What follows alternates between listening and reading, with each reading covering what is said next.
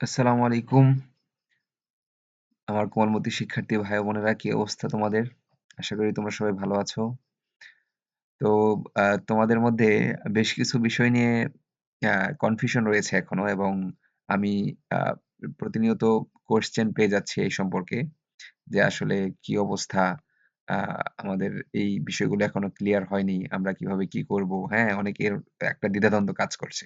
তো তার মধ্যে সবচেয়ে বেশি একটা বিষয় যেটা আ সবাই মোটামুটি ফেস করছো, সেটা হচ্ছে যে আ ঢাকা ইউনিভার্সিটির এবং জগন্নাথ বিশ্ববিদ্যালয়ের ২ টা পরীক্ষা একই দিনে পড়ে গিয়েছে, হ্যাঁ? ঢাকা ইউনিভার্সিটির A ইউনিটে যারা পরীক্ষা দিবে, আবার জগন্নাথ বিশ্ববিদ্যালয়ের B ইউনিটে আবেদন করেছো, তাদের পরীক্ষা একই দিনে হবে। তো এখন তোমরা আসলে একটা আ পাজল অবস্থায় পড়ে গেছো যে কিভাবে কি করব? তোমরা হয়তো বুঝতে পারছো না। আর ২ নাম্বার একটা কোয়েশ্চেন তোমরা এখন অনেকেই করছো যে, "ভাইয়া এত কিছুর পরেও কি কোটা আছে কিনা বা কোটা থাকবে কিনা?" হ্যাঁ? তো এই ২ টা বিষয় আমি আজকে তোমাদের সাথে ক্লিয়ার করব। আ তো তার আগে আমি আ ধন্যবাদ জানাচ্ছি যারা আমার চ্যানেলটি অলরেডি সাবস্ক্রাইব করেছো। আর যারা করোনি কিন্তু আমার চ্যানেল থেকে কিছুটা হলেও উপকৃত হচ্ছো, তাদেরকে বলব যে ঝটপট সাবস্ক্রাইব করে ফেলো। তো তোমাদের কাছ থেকে ভাইয়া এটাই চাওয়া। ওকে? তো লেটস গেট স্টার্টেড। আমরা আসলে দেখি যে কিভাবে তোমরা কি করবে। হ্যাঁ? তো এটার জন্য আ তোমরা এখনো যারা জানো না, তাদেরকে আমি একটু জানিয়ে দিচ্ছি যে জগন্নাথ বিশ্ববিদ্যালয়ের যে ওয়েবসাইট রয়েছে, নিজস্ব যে ওয়েবসাইট জগন্নাথ বিশ্ববিদ্যালয়ের জেএনইউ অ্যাডমিশন। তো তুমি এটা লিখে সার্চ করবে। সার্চ করলে, হ্যাঁ, তোমার সার্চ বাটনে গিয়ে তুমি আ এখানে জেএনইউ অ্যাডমিশন লিখলেই চলে আসবে। তারপর হচ্ছে তুমি আন্ডার গ্র্যাজুয়েট প্রোগ্রাম ২০২৪-২৫ সেশনে যাবে। যাওয়ার পর তুমি এখানে কিছু নোটিস খেয়াল করবে। ঠিক আছে? এখানে কিন্তু কিছু নোটিস দেওয়া আছে। যেমন তোমার আমরা অলরেডি আমাদের গ্রুপে, পাশাপাশি হচ্ছে আমাদের যে Facebook এবং মেসেঞ্জার ২ গ্রুপে আমরা এইসব আপডেট দিয়ে থাকি। তো দেখো এখানে জগন্নাথ বিশ্ববিদ্যালয়ের যে আসন্ন ভর্তি পরীক্ষা, হুম? এইসব ইউনিটে যারা ইংরেজি ভার্সনে পরীক্ষা দিবে, তাদেরকে কিন্তু এই ওয়েবসাইটে লগইন করে কোয়েশ্চেন ভার্সন তথ্য পূরণ করার কথা বলা আছে। তো এটা একটা আমাদের নোটিস। ২ নাম্বার যে নোটিসটা ছিল সেটা ২২ তারিখে দিয়েছে। আ সরি ২২ তারিখে না। ২২ তারিখের হচ্ছে আ ফেব্রুয়ারির ২২ তারিখে আ অনুষ্ঠিত হবে এই ইউনিটের পরীক্ষা। ঠিক আছে?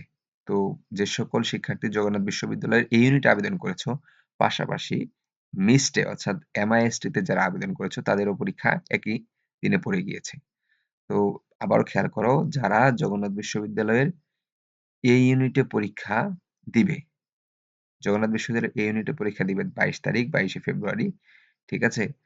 তাদের সাথে military institute of science and technology অর্থাৎ মিস্টের যে পরীক্ষা, তারা একই সময়ে পরীক্ষা নিবে বা একই দিনে পড়ে গিয়েছে।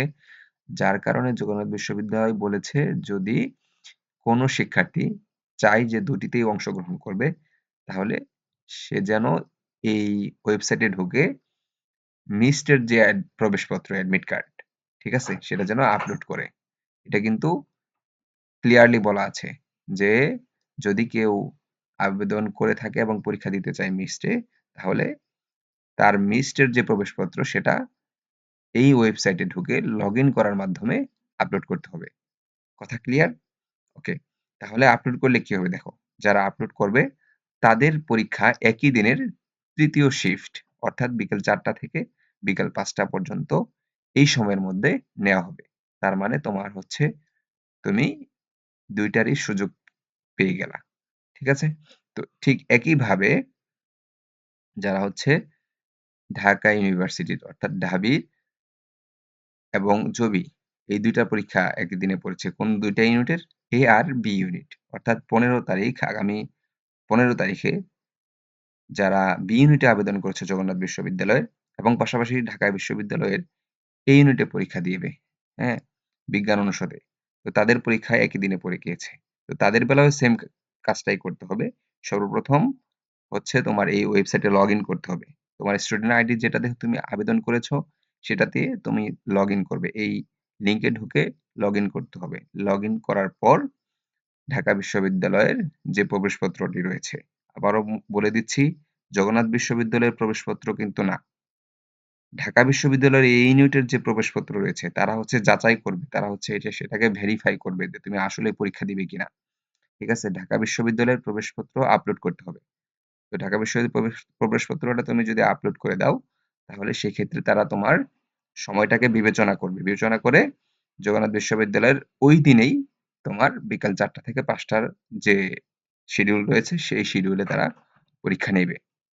ঠিক আছে? তার মানে তোমার জন্য তারা খুবই সহজ করে দিয়েছে। তুমি যেন খুব সহজেই ২ টা ইউনিটে পরীক্ষা দিতে পারো। ওকে? I think it's very clear. তোমরা এটা অলরেডি এখন ক্লিয়ার হয়ে গিয়েছো আশা করতেছি। ২য় যে প্রশ্নটা, সেটা সম্পর্কে আমি একটু কথা বলবো। ২য় প্রশ্নটা আসলে আ কথা বলাটা খুবই ডিফিকাল্ট। কারণ আমি জানি যে তোমরা বলবে যে, "ভাইয়া আমরা এত কিছু করলাম, এত আন্দোলন করলাম। হ্যাঁ, আমাদের এত ভাইয়েরা শহীদ হলো, এত রক্ত ঝরালাম। এত কিছুর পরেও আমাদের কোঠা আছে কিনা বা থাকলে কি হবে কি?" সেই বিষয়টা। হ্যাঁ? তো দেখো আসলে দুঃখের সাথে বলতে হয় a I am sorry to say যে জগন্নাথ বিশ্ববিদ্যালয় তারা কিন্তু কোটা এখনো রেখেছে। ঠিক আছে? তো দেখো আসলে কি বলবো ভাইয়া আ এখানে কিছু বিষয় ছাড় দিতে হয়। ঠিক আছে?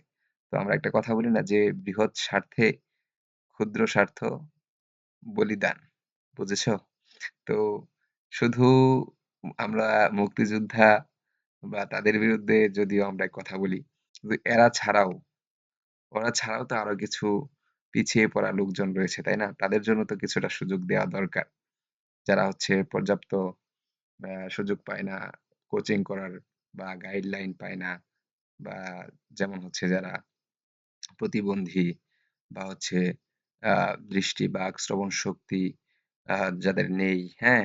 বা হচ্ছে ক্ষুদ্র নৃগোষ্ঠী যারা রয়েছে। তো এই জিনিসগুলা হচ্ছে আসলে একটু আ বিবেচনা করা উচিত। এই আর কিছু না। ঠিক আছে? তো তারই ধারাবাহিকতায় আসলে জগন্নাথ বিশ্ববিদ্যালয় কোটায় কিছু পার্সেন্টেজ রেখেছে। যেমন মুক্তিযোদ্ধা সন্তানদের জন্য হচ্ছে ৫% রেখেছে। আর ক্ষুদ্র নৃগোষ্ঠী, আ প্রতিবন্ধী, হরিজন ও দলিত 1% রেখেছে। পোষ্য কোঠা প্রতি বিভাগে ২ জনের অধিক নয়। খেলোয়াড় কোঠাও একই অবস্থা। বিদেশি কোটাও তারা রেখেছে। হ্যাঁ?